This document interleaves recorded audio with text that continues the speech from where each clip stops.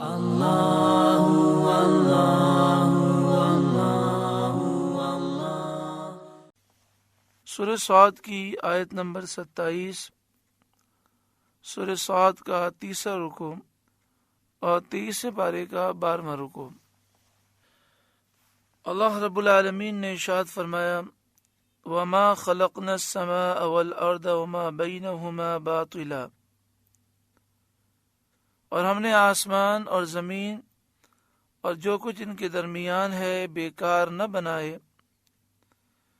ذَلِكَ ظَنُّ الَّذِينَ كَفَرُوا، یہ کافروں کا گمان ہے، اگرچہ صراحتاً واضح طور پر وہ یہ نہیں کہتے کہ آسمان و زمین اور تمام دنیا بیکار پیدا کی گئی، لیکن جب کافر مرنے کے بعد اٹھنے کے اور قیامت کے اور جزا اور سزا کے منکر ہیں تو نتیجہ یہی ہے کہ پوری کائنات عالم کی ایجاد اور بنانا یہ عبث اور بے فائدہ مانتے ہیں۔ فَوَيْلٌ لِّلَّذِينَ كَفَرُوا مِنَ النَّارِ، تو کافروں کی خرابی ہے آگ سے۔ أَمْ نَجْعَلُ الَّذِينَ آمَنُوا وَعَمِلُوا الصَّالِحَاتِ، کیا ہم انہیں جو ایمان لائے اور اچھے کام کیے کالمفسدین فی الارض، ان جیسا کر دیں جو زمین میں فساد پھیلاتے ہیں۔ ام نجعل المتقین کالفجار، یا ہم پرہیزگاروں کو شریر نافرمانوں کے برابر ٹھہرا دیں۔ یہ بات بالکل حکمت کے خلاف ہے۔ جو شخص جزا کا قائل نہیں وہ ضرور مفسد اور مصلح، فاجر اور متقی کو برابر قرار دے گا اور ان میں فرق نہ کرے گا۔ کفار اس جہالت میں گرفتار ہیں، یعنی جب وہ یہ کہتے ہیں کہ مرنے کے بعد اٹھنا نہیں ہے تو دنیا میں جو فساد کرنے والا ہے اور جو نیک صالح متقی پرہیزگار شخص ہے پھر تو دونوں برابر ہو گئے، کیونکہ آخرت میں اگر سزا اور ثواب نہ ملے تو پھر دونوں میں فرق کیسے ہوگا؟ شان نزول اس کا ہے کہ کفار قریش نے مسلمانوں سے کہا تھا کہ آخرت میں جو نعمتیں تمہیں ملیں گی وہی ہمیں بھی ملیں گی۔ اس پر یہ آیت کریمہ نازل ہوئی اور ارشاد فرمایا گیا کہ نیک و بد، مومن اور کافر کو برابر کر دینا یہ حکمت کے تقاضے کے مطابق نہیں۔ کافروں کا یہ خیال غلط ہے۔ کتاب انزلناہ الیک مبارک، یہ ایک کتاب ہے کہ ہم نے آپ کی طرف اتاری، یعنی یہ قرآن مجید فقان حمید آپ کی طرف اتارا گیا۔ مبارکن، برکت والی کتاب ہے۔ لیدبروا آیاتہ، تاکہ اللہ کی آیتوں کو سوچیں۔ ولیتذکر اولو الالباب، اور عقل مند نصیحت مانے۔ ووہبنا لداود سلیمان، اور ہم نے داود کو سلیمان عطا فرمایا۔ نعم العبد، کیا اچھا بندہ۔ انہ اواب، بے شک وہ بہت رجوع لانے والا، یعنی اللہ کی طرف رجوع لانے والا اور تمام اوقات میں تسبیح و ذکر میں مشغول رہنے والا۔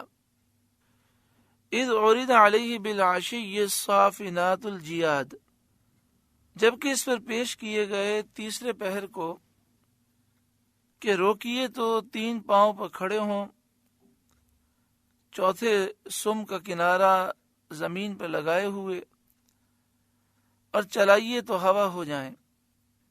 یعنی آپ کو ظہر کے بعد ایسے گھوڑے پیش کیے گئے جو صافنات اور جیاد تھے، یعنی روکیے تو 3 پاؤں پر وہ کھڑے ہوں اور چوتھے سم کا کنارہ زمین پر لگائے ہوئے دوڑنے کے لیے تیار ہوں، اور جب ان کو چلائیے تو بہت تیز دوڑیں۔ یہ 1000 گھوڑے تھے جو جہاد کے لیے حضرت سلیمان علیہ السلام کے ملاحظے میں ظہر کے بعد پیش کیے گئے۔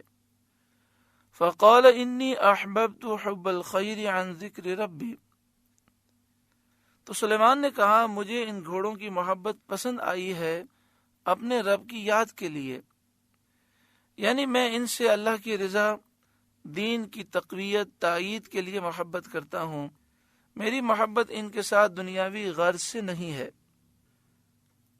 حتی توارت بالحجاب، پھر انہیں چلانے کا حکم دیا یہاں تک کہ نگاہ سے پردے میں چھپ گئے، یعنی نظر سے یہ گھوڑے غائب ہو گئے۔ ردوہا علیہ، پھر حکم دیا کہ انہیں میرے پاس واپس لاؤ۔ مسحم بالسوق والاعناق، تو ان کی پنڈلیوں اور گردنوں پر ہاتھ پھیرنے لگے، اور اس ہاتھ پھیرنے کے چند باعث تھے، اس کی چند وجوہات تھیں۔ ایک تو گھوڑوں کی عزت و شرف کا اظہار کہ وہ دشمن کے مقابلے میں بہترین مددگار ہیں، دوسرے حکومت کے امور کی خود نگرانی فرمانا تاکہ تمام عمال، تمام عملے کے لوگ، تمام ملازمین مستعد رہیں اور چوکن نہ رہیں۔ تیسرا یہ کہ آپ گھوڑوں کے احوال اور ان کے امراض، عیوب، بیماریوں کے اعلی ماہر تھے، ان پر ہاتھ پھیر کر ان کی حالت کو ملاحظہ فرماتے تھے۔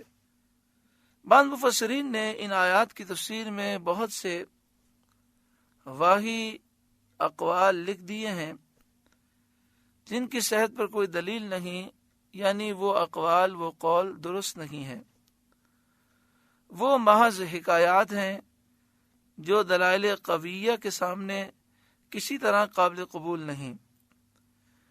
یہ تفسیر جو ذکر کی گئی یہ قرآن پاک کی آیات کے بالکل مطابق ہے۔ والحمدللہ وَلَقَدْ فَتَنَّا سُلَيْمَانَ، اور بے شک ہم نے سلیمان کو جانچا، ان کا امتحان لیا۔ وَأَلْقَيْنَا عَلَى كُرْسِيِّهِ جَسَدًا، اور ان کے تخت پر ایک بے جان بدن ڈال دیا۔ ثم انا، پھر وہ رجوع لائے۔ حضرت صدر الافاضل مولانا نعیم الدین مراد آبادی علیہ رحمہ لکھتے ہیں، بخاری و مسلم شریف کی حدیث میں ہے، سید عالم صلی اللہ علیہ وسلم نے فرمایا، حضرت سلیمان علیہ السلام نے فرمایا تھا کہ میں آج رات میں اپنی 90 بیویوں پر دورہ کروں گا، ہر ایک حاملہ ہوگی اور ہر ایک سے اللہ کی راہ میں جہاد کرنے والا سوار پیدا ہوگا، مگر یہ فرماتے وقت زمان مبارک سے انشاءاللہ نہ فرمایا۔ غالباً حضرت سلیمان علیہ السلام کسی ایسے شغل میں تھے، کسی ایسے کام کی طرف آپ کی توجہ تھی کہ اس طرف خیال نہ رہا، تو کوئی بھی عورت حاملہ نہ ہوئی سوائے ایک کے، اور اس کے یہاں بھی ناقص الخلقت بچہ پیدا ہوا۔ سید عالم صلی اللہ علیہ وآلہ وسلم نے فرمایا کہ اگر حضرت سلیمان علیہ السلام نے انشاءاللہ فرمایا ہوتا تو ان سب عورتوں کے یہاں لڑکے ہی پیدا ہوتے اور وہ اللہ کی راہ میں جہاد کرتے۔ بخاری شریف کتاب الانبیاء میں یہ واقعہ درج ہے۔ وَلَقَدْ فَتَنَّا سُلَيْمَانَ، اور بے شک ہم نے سلیمان کو جانچا، ان کا امتحان لیا۔ وَأَلْقَيْنَا عَلَى كُرْسِيِّهِ جَسَدًا، اور ان کے تخت پر ایک بے جان بدن ڈال دیا، یعنی ایک ایسا بچہ جو ناقص الخلقت تھا۔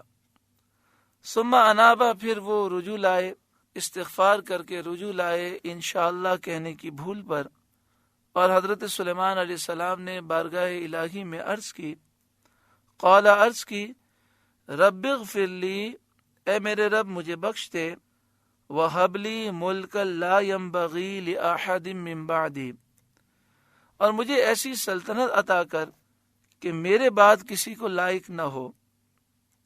اس سے مقصود تھا کہ ایسا ملک آپ کو عطا ہو جو آپ کے لیے معجزہ ہو۔ اِنَّكَ أَنْتَ الْوَهَّابُ، بے شک تو ہی بڑی دین والا ہے، تو ہی بہت دینے والا ہے۔ فَسَخَّرْنَا لَهُ الرِّيحَ، تو ہم نے ہوا ان کے قابو میں کر دی، تجری بِأَمْرِهِ رُخَاءً، کہ سلیمان کے حکم سے نرم نرم چلتی، یعنی فرما بردارانہ انداز میں وہ چلتی، حضرت سلیمان کی فرما برداری کرتے ہوئے چلتی، حیث اصاب جہاں وہ چاہتے، والشیاطین کل بناء وغواص، اور شیاطین آپ کے قابو میں کر دیے ہر معمار اور ہر غوطہ خور، یعنی شیاطین آپ کے لیے آپ کے حکم سے آپ کی مرضی کے مطابق عجیب و غریب عمارتیں تعمیر کرتے اور آپ کے لیے سمندر سے موتی نکالتے۔ دنیا میں سب سے پہلے سمندر سے موتی نکلوانے والے آپ ہی ہیں۔ وآخرین مقرنین فی الاسفاد، اور دوسرے اور شیاطین بیڑیوں میں جکڑے ہوئے، یعنی وہ شیاطین جو بہت ہی زیادہ سرکش تھے وہ آپ کے لیے مسخر کر دیے گئے، جن کو آپ تعذیب اور فساد سے روکنے کے لیے بیڑیوں اور زنجیروں میں جکڑوا کر قید کرتے تھے۔ ھذا عطاؤنا، یہ ہماری عطا ہے، فمنن، اب تو چاہے تو احسان کر جس پر چاہے، او امسک بغیر حساب، یا روک رکھ تجھ پر کچھ حساب نہیں، یعنی جس کسی سے چاہیں آپ روکنا چاہیں روکیں، آپ کو دینے اور نہ دینے کا اختیار دیا گیا، جیسی مرضی ہو وہ کریں۔ وَإِنَّ لَهُ عِندَنَا لَزُلْفَىٰ وَحُسْنَ مَآب، اور بے شک سلیمان کے لیے ہماری بارگاہ میں ضرور قرب خاص ہے اور اچھا ٹھکانہ ہے۔ اللہ اللہ